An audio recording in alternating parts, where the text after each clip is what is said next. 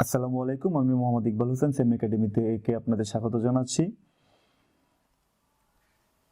প্রশ্ন বিশ্লেষণের দ্বিতীয় পর্বে আজকে আমরা একটি প্র্যাকটিক্যাল প্রশ্ন সলভ করব। আমি 2019 সালের জানুয়ারিতে অনুষ্ঠিত যে পরীক্ষাটা, তার প্রশ্নটা এখন সামনে আছে আমার। এখানে আমরা দেখতে পাচ্ছি প্র্যাকটিক্যাল কাজের জন্য যে 5টা প্রশ্ন আছে, প্রত্যেকটাতেই MS word, excel, power point, access, প্রত্যেকটাতেই প্রশ্ন আছে। আমাদের কিন্তু এর আগের যে পরীক্ষাটা হয়েছিল বিগত সালে, মানে এর জাস্ট আগের সেশনের পরীক্ষাটা 2018 সালের জুলাইয়ে অনুষ্ঠিত হয়েছিল। সেখানে কিন্তু আবার এই যে প্রশ্নতে দেখা যাচ্ছে যে প্রথম সম্পূর্ণ এসেছিল এক্সেলের উপর থেকে, দ্বিতীয়টা এসেছিল পাওয়ার পয়েন্টের উপর থেকে সম্পূর্ণ, তৃতীয়টা সম্পূর্ণ ওয়ার্ডের উপর থেকে, চতুর্থটা সম্পূর্ণ এক্সেলের উপর থেকে এবং পঞ্চমটা সম্পূর্ণ এক্সেলের উপর থেকে। কিন্তু আমাদের 19 সালে এসে 4টা থেকে আলাদা আলাদা ভাবে এসেছে একটা প্রশ্নেই। তার মানে আপনি একটা আনসার করতে হলে 4টা আনসার করতে হবে। এই জন্য আমি 19 সালের এখান থেকে একটা সলভ করব। আবার এখানে 1 নাম্বার আছে বাংলায় লিখতে হবে, 2 নাম্বারটা ইংরেজিতে ওয়ার্ডটা, এবং অন্যান্যগুলো ইংরেজিতে সাধারণত দেখা যাচ্ছে। এর জন্য বাংলায় আছে 4 নাম্বারটা, আবার এই জন্য আমি এখানে মূলত 1 নাম্বারটাই সলভ করব প্রথমত। তো 1 নাম্বারে বাংলায় তোমার নাম, বর্তমান ও স্থায়ী ঠিকানা টাইপ করে দেখো। নাম ঠিকানা, আপনার নাম ঠিকানা, স্থায়ী ঠিকানা আপনি টাইপ করে নেবেন। জাস্ট আমরা সিস্টেমটা একবার রিভাইজ করে নিব। যারা ভালো প্র্যাকটিস করতে পারেনি শুধু তাদের জন্য।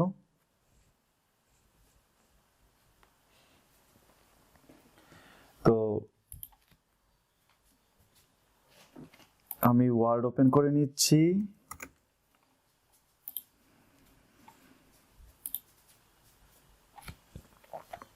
আচ্ছা, বাংলায় টাইপ করতে হবে। বাংলায় টাইপের জন্য আমাদের বিভিন্ন সফটওয়্যার আছে। আমার এটাতে অব্র এবং ব-০২ দুইটা ইনস্টল করা আছে। আমরা সাধারণত ফেসবুকে বা বিভিন্ন যে এরকম লিখি আমার নাম AM আর আমার NM নাম, এটা সাধারণত অব্র দিয়ে করা যায়। এই যে আমি এখান থেকে অব্র বা F12 চাপলে অব্র হয়ে যাবে। আবার মাউস ক্লিক করে অব্র করে নিলাম, AM আর আমার, NM নাম, এই যে সরাসরি লিখে নিলাম যেভাবে দরকার। কিন্তু কম্পিউটার সাধারণত বা এমনিতে চাকরির বাজারে যখন বাংলা লিখতে হলো, এটা বাংলা বলতে বিজয় বোঝায়, এই জন্য আমরা বিজয় দিয়ে কাজ করব। তো বিজয় যদি চালু না থেকে চালু করে নিতে হবে। এরপরে আমাদের বিজয় সফটওয়্যারটা অ্যাক্টিভ করার জন্য এখানে ইংলিশ লেখা আছে, এখান থেকে বিজয় ক্লাসিক করতে হবে। তবে কিবোর্ড থেকে কন্ট্রোল অল্টার বি চাপতে হবে। তো আমি এক কাজ করি, অন স্ক্রিন কিবোর্ডটা ওপেন করে নিই। অন স্ক্রিন কিবোর্ডটা ওপেন করে নিলে দেখা যাবে কি করছি।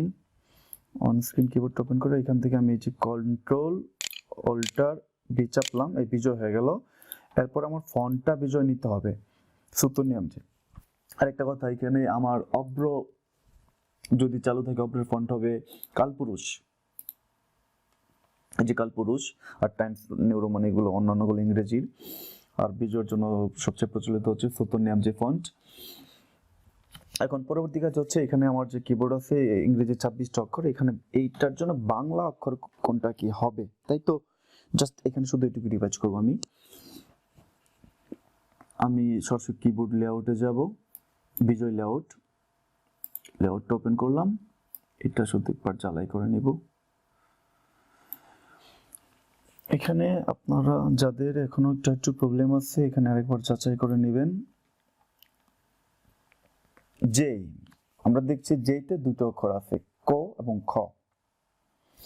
এদিকে উপরে যদি খেয়াল করি, ইংরেজি অক্ষরটার ডানে নিচে যেটা সেটা স্বাভাবিক বাংলা, অর্থাৎ আমি যদি বিজয় বাংলা চালু করার পরে যেই চাপি ক আসবে। আর শিফট বাংলা মানে হচ্ছে যদি যেই চাপার আগে শিফট চাপ দিয়ে ধরে যেই চাপি তো খ আসবে। দেখি আসে কিনা। যেই চাপলাম ক আসলো। একটু বড় করে নিই আমি এটা, কন্ট্রোল চাপ দিয়ে ধরে বাটন থেকে।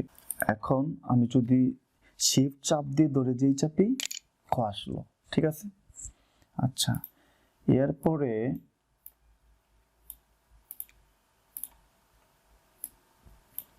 আমি যদি ডি এর দিকে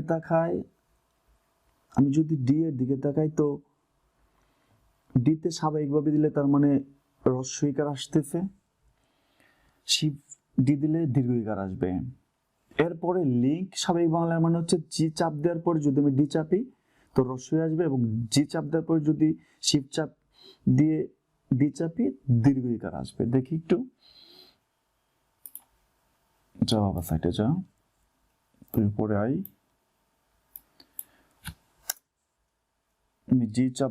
আমি ডি চাপলাম, রস্বই ইকার স্পেস শিফট ডি দীর্ঘ ইকার স্পেস জি ডি রস্বই জি শিফট ডি দীর্ঘ ই। আসলে আমরা যারা অলরেডি প্র্যাকটিস করেছি বা জানি, তারা জানি যে আমাদের বর্ণগুলোকে যুক্ত করার জন্য, যেরকম আমি ক এবং ত যদি যুক্ত করতে চাই, যে চাপ দিব, জি চাপ দিব এবং কে চাপ দিব, তাহলে সংযুক্ত করার জন্য হসন্ত দিতে পারে। হসন্ত হচ্ছে জি, স্বাভাবিকভাবে জি, আর জি এই শিফট চাপ দিলে আকার আসবে। আচ্ছা, আর আমাদের স্বরবর্ণগুলো এখানে যেখানে যেখানে আছে, যে রস্বইকার, রস্বইকার, দীর্ঘ ইকার, দীর্ঘ উকার, রিকার, এই বর্ণগুলো উদ্ধার করতে হলে আমাকে কি করতে হবে? জি চাপ দেওয়ার পরে চাপতে হবে। যদি ডান দিকে থেকে এই যে এখানে রস্বইকার আছে এসে, তার মানে আমি জি চাপ দিয়ে এস চাপলে রস্বই আসবে। আর যদি দীর্ঘ আনতে চাই, উপরে যেহেতু আছে, বা দীর্ঘ ই আনতে চায়, তো জি চাপ দেওয়ার পরে শিফট চাপ দিতে হবে। আচ্ছা, এরপর যুক্ত বর্ণ, জাস্ট দুইটা অক্ষরের মাঝখানে হসন্ত দিলে হবে, জি চাপলে হবে। আমি একটা যুক্ত বর্ণ নিচ্ছি, জেই জি খেই কয়তো। আচ্ছা, এরপরে সাধারণত আমাদের অনেক সময় প্রবলেম হয় বা জরুরি ভিত্তিতে, যে কোন বর্ণটা কিভাবে, বা আমাদের যুক্ত বর্ণের একটা চার্ট আমি ইনবক্সে দিয়ে দিব। ওকে, এরপরে আমাদের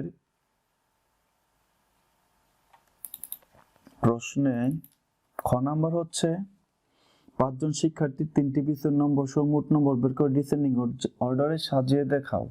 তার মানে এখানে কাজ শুধু এক্সেলের ডিসেন্ডিং অর্ডার করলেই হবে। আমি আবার বিজয়টা ফেরত নিলাম, আমি এক্সেল ওপেন করলাম, এক্সেল ওপেন করে এক্সেলের একটা ব্ল্যাঙ্ক শিট নিলাম। ব্ল্যাঙ্ক শিটে প্রশ্নটা কি ছিল? প্রশ্নটা ছিল 5 জন শিক্ষার্থীর 3টি বিষয়ের নম্বর সহ মোট নম্বর বের করে ডিসেন্ডিং অর্ডারে সাজাতে হবে, তাই তো? কারণ 5 জন শিক্ষার্থী তো জরুরি না। আমি কাজ করলাম, সিরিয়াল নাম্বার নিলাম স্টুডেন্টের, আর নামটা আমার আপাতত এগুলো না নিই, জরুরি ভিত্তিতে আমি 3টা সাবজেক্ট নিয়ে নিলাম, বাংলা, ইংরেজি, আপনার লিখে নিয়েন, ম্যাথ। সিরিয়াল 1 2 3, বাংলা 40 90 মানে 80 90, চলে 86 82, ইচ্ছা মতো দিলাম বা 83 56, সেমটা আবার দিয়ে দিই। আমি এটাকে টেবিল করে নিই, ফরম্যাটেড টেবিল থেকে ছোট একটা টেবিল করে নিলাম। ওকে, এটা হচ্ছে আমার কি ম্যাক্স, মানে টোটাল সাম করে নিলাম, সমান, আমি সাম ফাংশন ইউজ করছি। ওকে,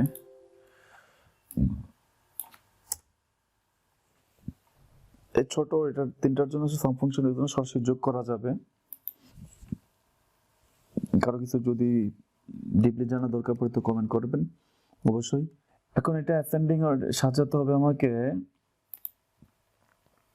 মোট নম্বর বের করলাম, করার পর ডিসেন্ডিং অর্ডারে সাজাবো মোট নম্বরটা। তো আমি এক কাজ করি, এই রোটা সিলেক্ট করে হোম সর্টিং কাহা হে, এই যে কোন এই সর্টিং আছে, এখান থেকে আমি sort A to Z descending করবো, তো জেড টু এ। তার মানে আমাদের 225 উপরে, তারপর 225, তারপর 210। আচ্ছা, উনি ধরে নিলাম উনি পেয়েছেন 88 230, আর উনি পেয়েছেন 95 30। তো আমরা যদি এটা ডিসেন্ডিং অর্ডার সর্ট করি, রোল 3 উপরে চলে গেছে কারণ তার মার্কস সবচেয়ে বেশি। এটা হচ্ছে সর্টিংটা সিম্পল করে।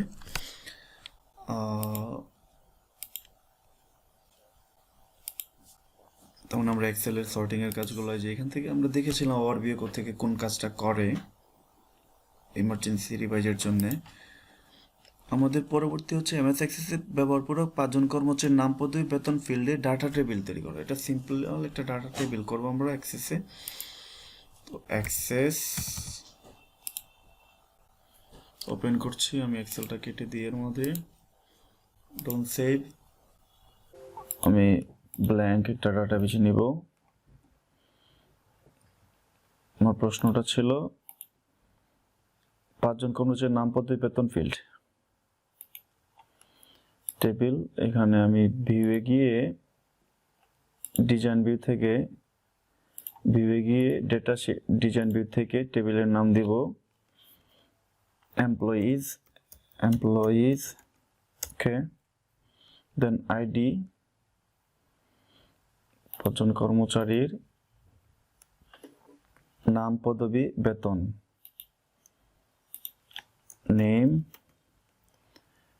নেমের শর্ট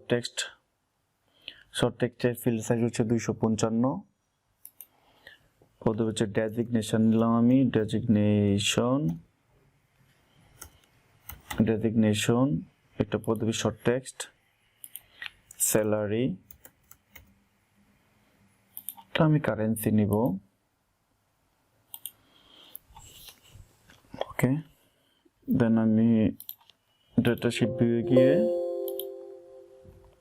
ডেটা এন্ট্রি করে নিব, নাম, ডেজিগনেশন, স্যালারি, ওকে।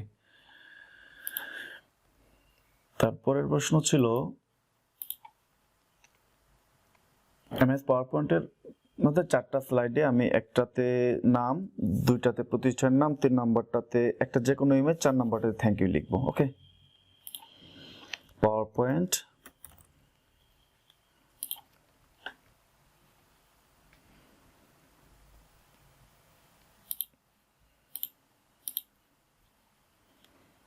প্রথমটাতে নিজের নাম লিখবো, খুবই সিম্পল, কত সুন্দর একটা কাজ, চমৎকার একটা কাজ। এটা আমরা জানি হেডলাইন বা শিরোনামের জায়গাটা, এখানে আমি নিজের নামটা লিখবো, আমি আসলে অব্রতি লিখবো। এইটা তো আমার দরকার নেই, এক কাজ করি এটা উদাও করে দিলাম, আমার স্লাইড দরকার। তো আমি নিউ স্লাইডে গিয়ে আবার যেহেতু শুধু প্রতিষ্ঠান নামটা লিখবো, টাইটেল অনলি নিলেও চলবে, সেমি একাডেমি প্রতিষ্ঠান নাম, এটা মা জানতে হবে। তো মা জান নিয়ে আসে আমি টান দিয়ে, চাইলে লেখাগুলো স্টাইল করতে পারি বিভিন্নভাবে, আমরা ফোন থেকে স্টাইল করে নেব, এখান থেকে বড় করে, কত তো থাকুক, ভিডিও লম্বা হয়ে যাচ্ছে। তো এরপরেরটা হচ্ছে যে কোনো একটা ইমেজ নেব। তো আমি আপাতত ব্ল্যাঙ্ক স্লাইড নিয়ে নিলাম, বা এমনিতে আমরা টাইটেল স্লাইড নিতে পারতাম। ইনসার্টে গিয়ে পিকচার্স কিছু আছে, আচ্ছা ডেস্কটপে গিয়ে কোনো পিকচার, একটা পিকচার নিলাম এখান থেকে। তো পিকচারটা আমরা যে তারপর পিকচার ক্লিক করলে ফরম্যাট আসবে, ফরম্যাট থেকে বিভিন্ন ধরনের স্টাইল নিয়ে কাজ করতে পারবো। এখান থেকে কালার দেব, কালার কারেকশন, মানে যেটা আমরা ফেসবুকে ফিল্টার করে থাকি, এখানে কি ফিল্টার, বিভিন্ন ধরনের ফিল্টার আছে, আর্টিস্টিক ইফেক্ট, ব্যাকগ্রাউন্ড চাইলে রিমুভ করতে পারবো, ব্যাকগ্রাউন্ড সরাই আমরা নতুন ব্যাকগ্রাউন্ড দিতে পারবো। আপাতত ডিসকার্ড অল চেঞ্জেস আগের মতো আসলো। এখান থেকে পিকচার বর্ডার আর এর উপরে বিভিন্ন ধরনের কাজ করতে পারবো, ওকে। আমার 4 নাম্বার স্লাইড ছিল নিউ স্লাইড থ্যাংক ইউ, এই যে নিলাম। যেহেতু আমি ব্ল্যাঙ্ক ডকুমেন্ট নিয়েছি, তো আমি এখান থেকে একটা টেক্সট বক্স নিয়ে নিই, আমি থ্যাংক ইউ লিখবো, THNK, থ্যাংক ইউ সিলেক্ট করে এটা বড় করে নিই, আর এটা আমি এখান থেকে এটা ফন্ট চেঞ্জ করে নিই, থ্যাংক ইউ, তারপর এটার উপর অন্যান্য কাজ করা যাবে, ওকে। আমার কোশ্চেন ছিল তারপরে লিখে দেখাও, তো দেখাইলাম। স্লাইড যদি শো করতে বলতো আমি শো করতাম, শো না করতে বললে শো করে দেখানোর দরকার নেই। ওকে, আজকে এই পর্যন্তই। ভালো থাকবেন সবাই। আল্লাহ হাফেজ।